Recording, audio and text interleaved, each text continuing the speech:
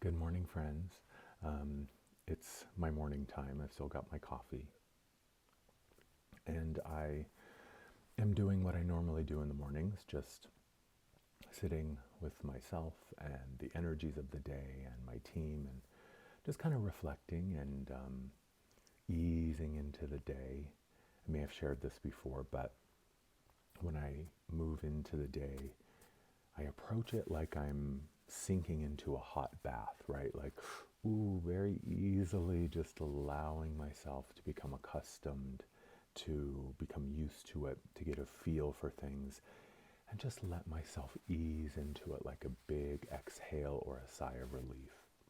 This morning I was journaling, just the traditional journal, just writing about my thoughts and my feelings.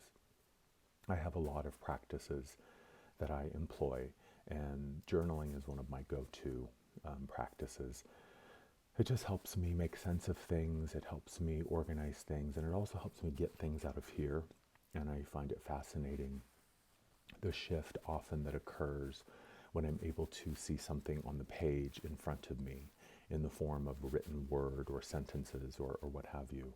And I find that to be really illuminating. And one of the things I realized this morning as I was writing my journal, and this is the thought that I want to share with you today, I realized that I have been keeping this journal for 10 years. I have a document on my computer here that I have been writing since December of 2011. So almost exactly 10 years I've been writing this journal.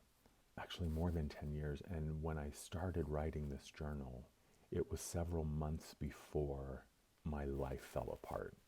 And at the time when I was writing this journal, I was living in San Francisco, and I was working at a job that was at the time my dream job. It was like the pinnacle of what I thought I was capable of. It was the culmination of about 15, almost 20 years in the fashion industry. And I was finally at this place where I felt like, oh my gosh, I've arrived. This is it.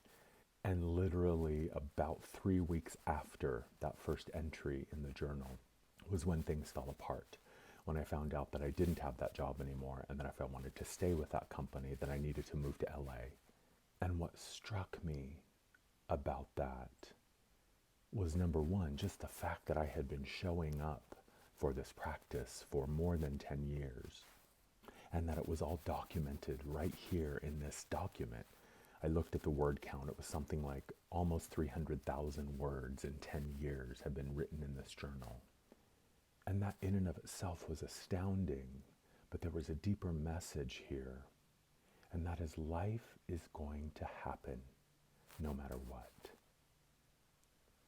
All of the things that you want, the things that you don't want, the things you are dreaming of, the things you are terrified of, the things you are chasing, the things you are avoiding, the things that I thought I knew, the things that I thought I was very clear on, all of that is going to change.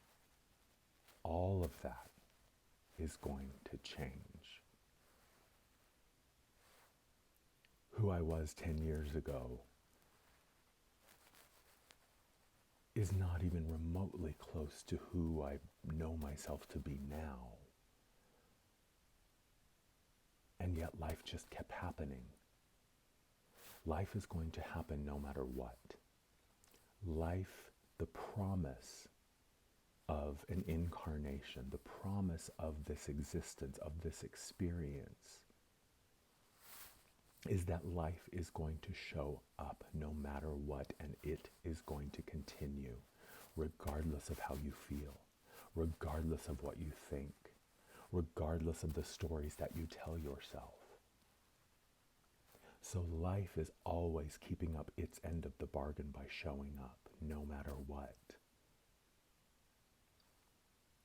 And so all you have to do